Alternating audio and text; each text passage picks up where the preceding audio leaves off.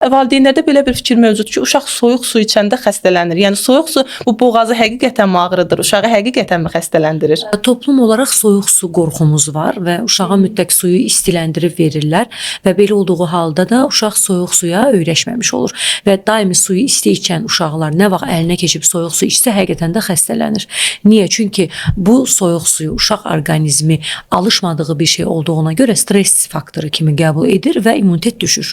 İmmunitet düşdüyü təqdirdə də mikroblar baş qaldırır. Deyir, bax gördünmü, həmişə soyuq su içəndə xəstələnir. Niyə? Çünki öyrəşməyib. Bədən gərək ona alışsın ki, soyuq su içəndə uşaq xəstələnməsin. Yəni soyuq deyil də normal otaq temperaturunda gözlənmiş suyu uşağa verməkdən qorxmamalıdır. Çünki otaq temperaturundakı sərin su içməklə əgər buna uşaq öyrəşirsə heç vaxt xəstələnməz. Amma öyrəşmədiyi dərəcədə soyuq suya içən uşaq təbii ki, xəstələnə bilər. Ona görə əvvəldən uşağı istiyə öyrəşdirməmək, həm isti geyim bura aiddir, həm isti su bura aiddir.